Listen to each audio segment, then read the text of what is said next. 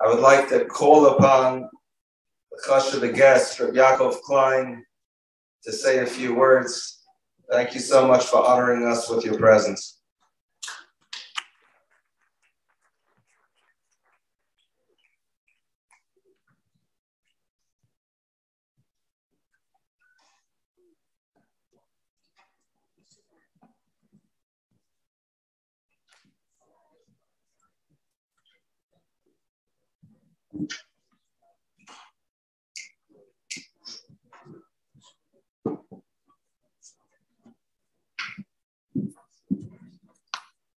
To say it's an honor, privilege, it's an understatement. To be in the presence, first and foremost, of a veteran, Mamshech Derech of Reb Nosson. There's very few other ways to describe it. A person who, as was mentioned, devoted his entire life in Mesiras Nefesh to spreading this R to all of us, whether directly, indirectly, many of us, most of us, all of us, directly. We owe tremendous hakaras to Rav Chaim Kramer. Mamish.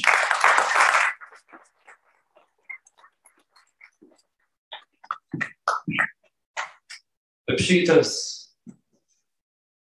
doesn't just walk the talk, he walks the walk, Mamish. It's a big privilege, schus, almost an embarrassment for me to open my mouth. It's a schus for all of us. And it's a schus to be in the presence of Mevakshei Hashem. It's a schus to be in the presence of those who feel very deeply as if Yiddishkeit and Avodas Hashem, it's a journey. And we're on that path, and we're all trying to hold on to every last shred of strength that we have at the end of time, to hold each other up, to hold ourselves together.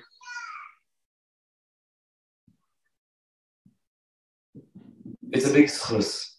So thank you so much for having me.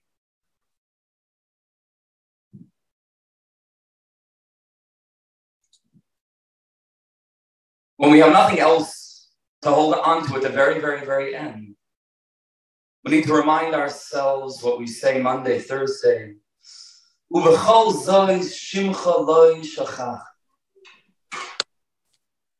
After everything that we've been through, personally, collectively,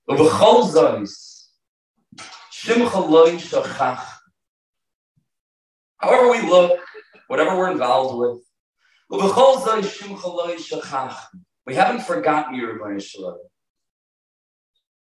Sometimes we're close, sometimes we feel that we're far. Forgotten you, we haven't. It's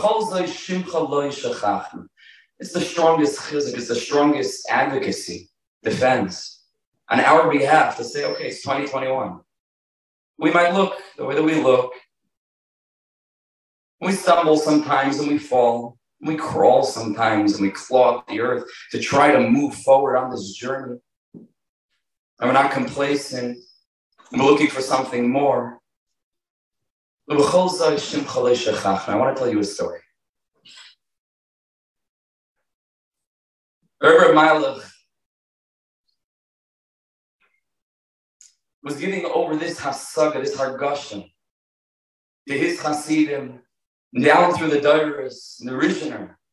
The Heilige Rishner used to tell the Hasidim around him that he was Mekabel from his Rabbeim. That the Baal Shem HaKadosh, when there was a decree, when there was a Gezerah, the Baal Shem HaKadosh used to go to a certain place in the forest, and he used to light a special candle, a special ner, of course, with the most exalted intentions. And he used to say a special tefillah. And the decree would be Mizbach. The Maggid of Yzhrtzeit told his Hasidim,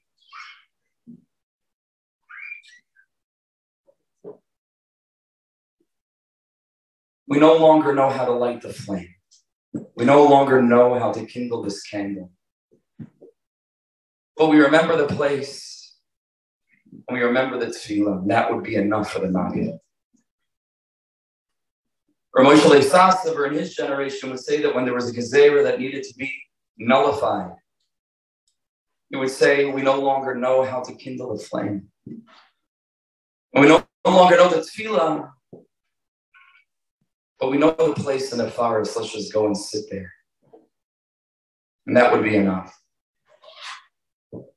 And then generations later, the Rishner said that in our time, he said, we no longer remember the place. We no longer remember how to light the candle, and we no longer remember the tefillah. But we remember the story. And let that be sufficient. And it was. These words of B'chol Zay Shimcha Lo Shachachnu are very, very deep. Very deep. Spend a long time talking each and every word. It's not just simple as it sounds. B'chol Zay, we haven't forgotten B'chol Zay Shimcha. Very, very deep. Let's take a look at some of the words here. Based on Reb Nosson of Breslov.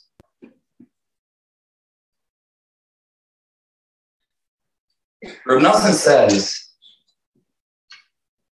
that the concept of shame, the concept of a name, is connected to the concept of zikaron, of memory.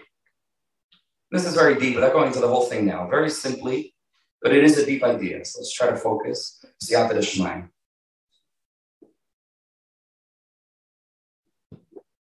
Reb Nosson says that the concept of shame is connected to the sphere of malchus, which from our perspective we can say the created world around us, the world that we live in, a very simple level, the created world that we experience, that we're supposed to perceive as being the malchus, the kedusha, the malchus, the kingship, the kingdom of the Rebbeinu Shalom, to see HaKadosh Baruch Hu, to feel His presence, malchus.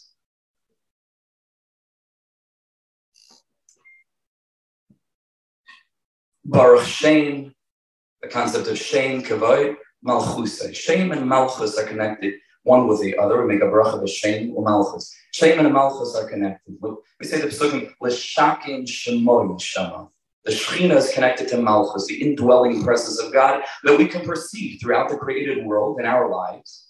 L'shakin shemoy shama. The Shekhinah, l'shakin, is connected. There's malchus is connected to the concept of shame.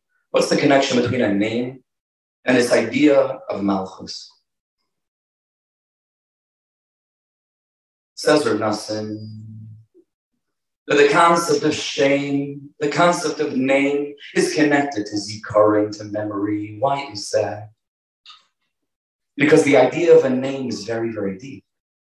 Because when a person refers to some person, somebody else, or something by the name of that thing, essentially what he intends to do is to conjure up a memory in the mind of the person that he's communicating with of that thing. So when I'm trying to speak to a person, for example, about a table, I can say the name of this thing, it's called table, and I'm relying on the person's memory and experience of this concept of a table so that I don't need to explain to the person. I'm talking about a piece of wood or some other material with four legs upon which you place things. I can say table. And the table conjures up the memory that that person already has within his mind. If you think very deeply, it's a deep lesson. Most of communication happens not through our articulation, our speech, but in the mind of the other person. That's a very, very big responsibility to know exactly what we're conjuring up. Words are a funny thing. In any good debate, you have to define your terms, right? What do I mean when I say this idea? And what does it mean to you? Because otherwise I'm not speaking about the same thing at all. This is very deep in communication. Shame is connected to zikaron. It conjures up a memory. Shame is connected to malchus. Like we said, baruch shame, kavod malchus. And what does malchus, the created world, have to do with shame, have to do with zikaron, with memory?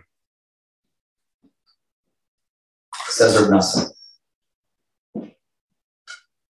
The whole purpose of the neshama's descent into the world that you and I are sitting here, we take it for granted. Yeah, human beings, Jews, Yidden, Breslovers, Yidden.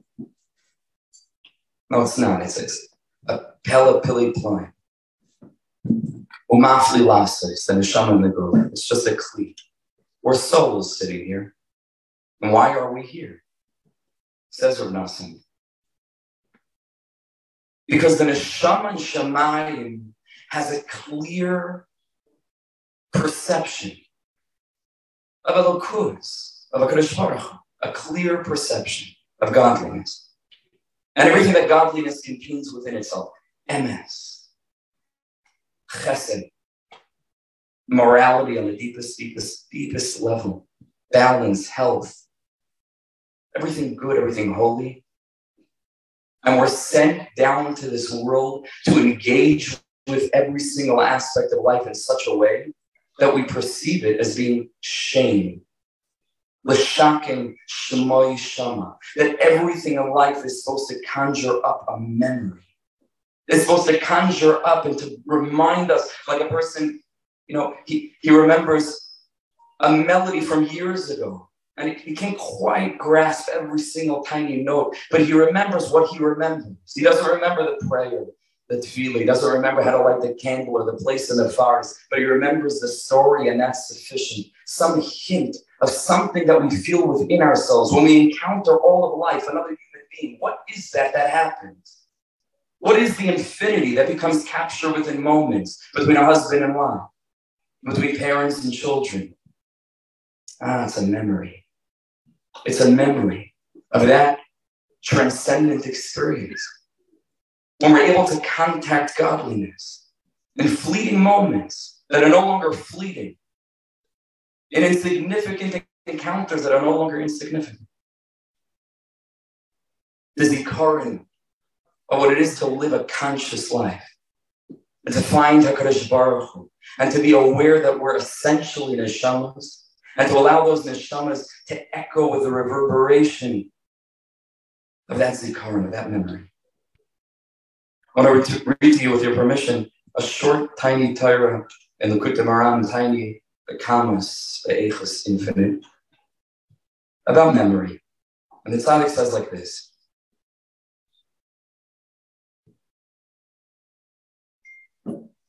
Tzarech liyos tamid b'simcha v'lav Hashem. Reb Nosson tells us, our stereotypical Breslov line, you can't find, Tzarech li is tamid b'simcha, that's what it's all about. The serving of the Baruch Hu b'simcha is a kiddush to many people. It's like if it's not super intense and super anxious, it's not for real, Yiddishkeit should be sweet, it should be delicious. To serve HaKadosh Baruch Hu b'simcha.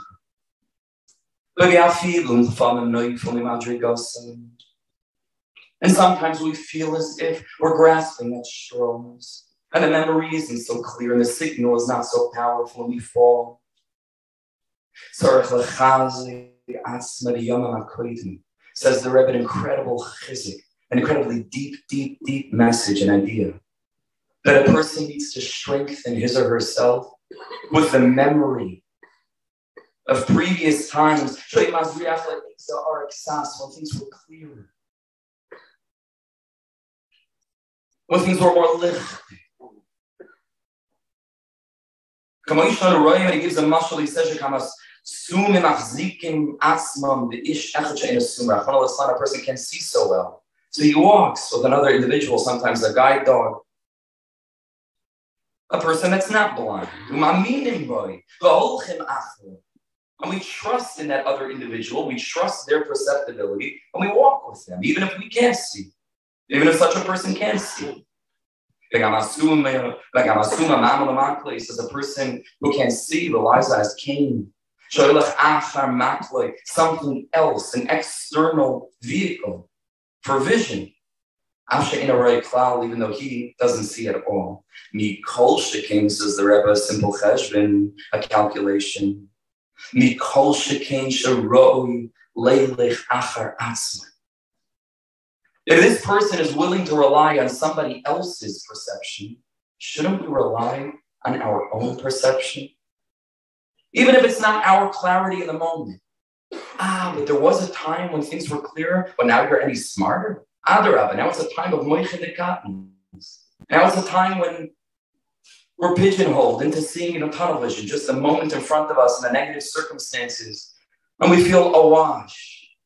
with a deluge of frustrations and difficulties and challenges, now's the time to rely on an earlier version of your very self that had that clarity that was clear. That was clear.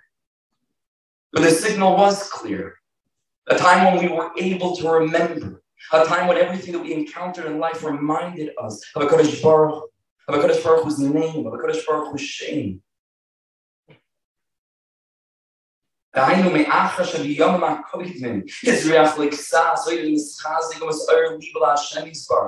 the person had inspiration, that the person felt connected, that the person felt clear. There's meaning to life, there's value to our actions. The Kadosh Baruch Hu cares about us. We're in a relationship with Him that's worth building, that's eternal. We're part of a story, not just little individuals. Each and every one of us were sparks of the same torch and drops of the same ocean. 2,000 years of a mission that you and I are going to bring to the finish line.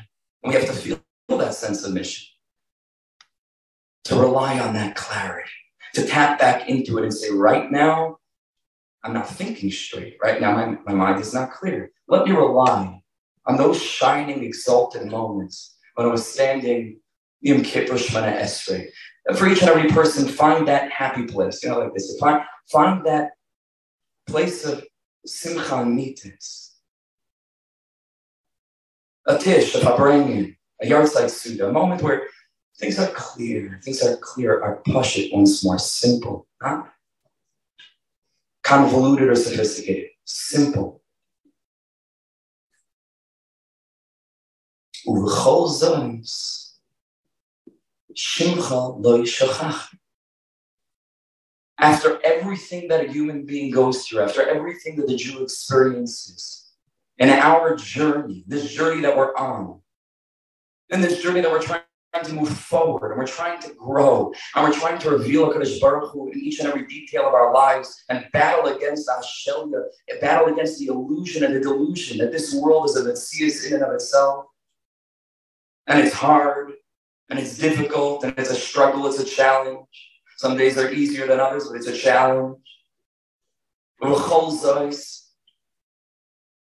If I'm attached and connected to the concept of Shimcha, lo yishachach.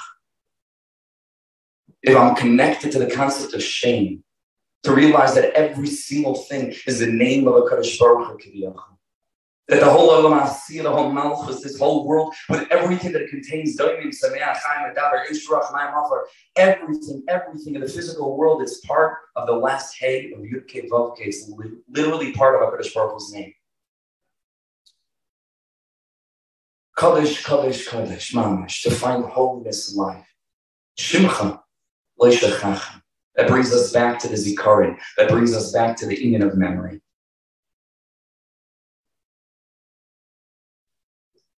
One of the most well-known Breslover Torahs is Reish Pei Beis 282. Torah Bazamra, right? One of the most famous ideas from Menachem.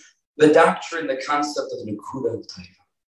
To find a little point of good. But there's one word that Chaver are always giving over this teaching and spreading it and sharing it. But there's one word that oftentimes gets lost, and I personally feel that it's mamish, perhaps the most important word in the whole entirety of the Torah. Rabbi Nachman again and again and again says, to find an akudas toivus sheyesh bi adayim. The kudas toivus sheyesh bi adayim.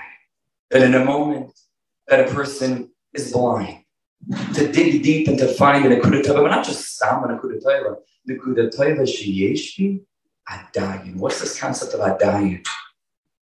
The concept of adayim, Chaver, is this element of zikaron.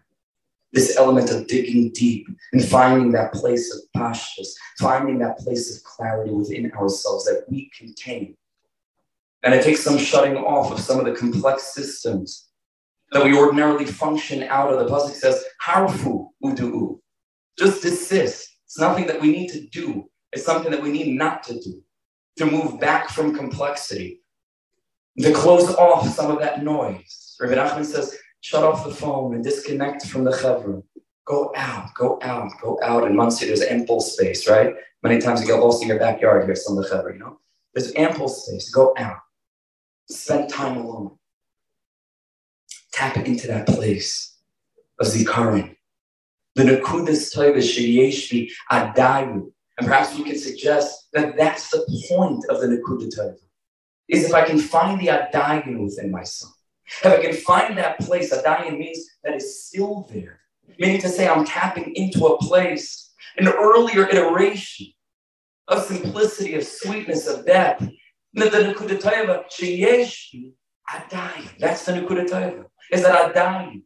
I still have clarity. After everything I've been through, I'm connected to your name, Ribbon Shalom. I'm trying to find you. I'm trying to feel you from behind the concealment.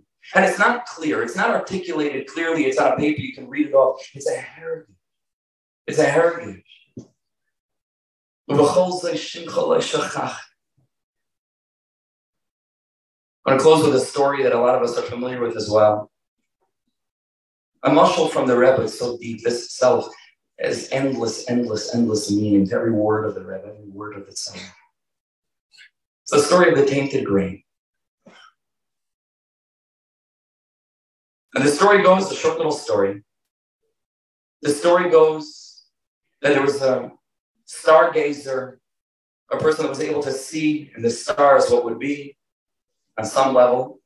And he was very, very close with the king. He was also a minister. And he came to the king and he said that according to my calculations, the grain of this coming year's crop is going to be completely tainted with some terrible, terrible plague that won't only destroy the crop will be there, but it will make every single person who eats it insane, mad, insane.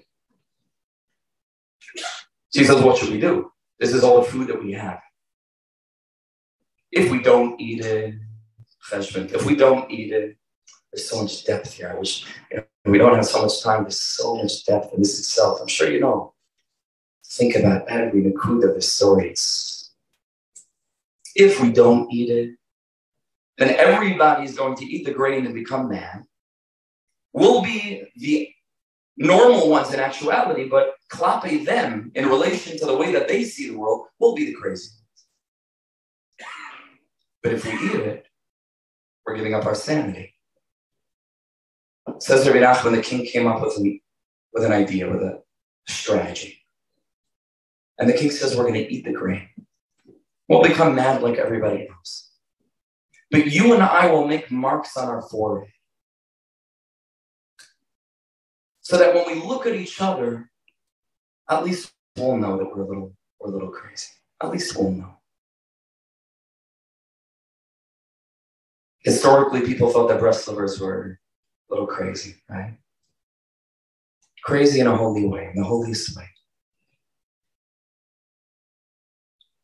I bless you and me that in all the experiences of the Uvechol, when we feel as if it's the good days and we have everything, and we're serving HaKadosh Baruch Hu b'simcha because we be'emes feel it, and we're picking up on the perception, and we're picking up on the zikaron, and everything that we see, and every fruit that we hold in our hand, we make a bracha on, and every person that we see, and the shining infinite moment sitting on the dining room floor playing with our kids, and spending time with our spouses, and taking a walk in the park, and being mizboing, and like Reb Nosson advises us to look at the seichel sheyesh b'chol davar, that everything is shining, everything has meaning.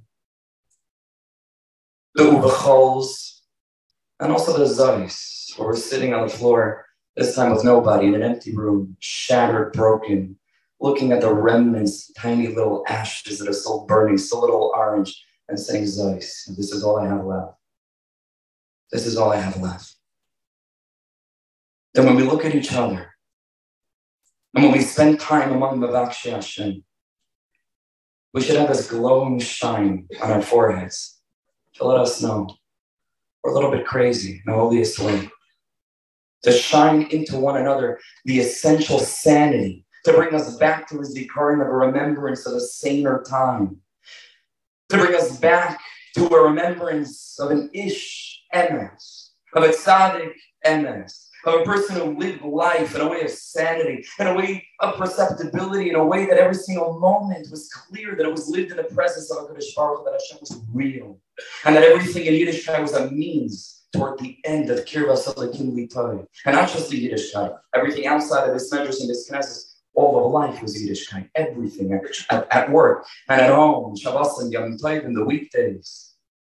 To remind us of an Ish Emes, Reb Nosson of Breslov, Schus Yerganalenu, Rabbeinu HaKadosh V'Amnoyer, the Ish Pele, and his Talmud, Reb Nosson Schus Yerganalenu, so that we too can have this memory of the Nekudas Toivish Yesh Biyadai, of a clearer time that even though it's Zeus right now, but we have it all. We have it within us. Every single moment along the journey in the story of the lost princess, the deserts, fields, and forests, different stages of the growth process. We have it all. Ashreinu Matay Chalkeinu, what we have and what we know. In our best moments and in our worst moments. And the Mela the Zeus becomes filled with the Uruchal. And we have each other, and we have the tzaddik, and we have the Anshi Emes that led the way before us. Reb Nachman said, what do you have to worry about? We have somebody to walk after, to follow, with confidence and strength and clarity. To tap into Zikaron, to tap into that eternal memory. And to be Mamshich Reb Nosson's derech. Reb Nosson fought. Reb Nosson, he didn't fight other people. The way that he fought other people, Kiviyachal, was just by being so sincere and so authentic and so real that he won them over Memela. Reb Nosson fought to make sure that we wouldn't forget. He was the Talmud. Reb Nachman said, I want my Talmidim, Shemei Talmidim. It's our mended chaver to take what we have, to take that mark on the forehead and take a little marker, a holy marker, and walk around making marks on other people's heads. Because the tikkun prati of each individual, Be'ez Hashem, will lead to the tikkun and the geula klali, the mir b'yameinu amin v'amin.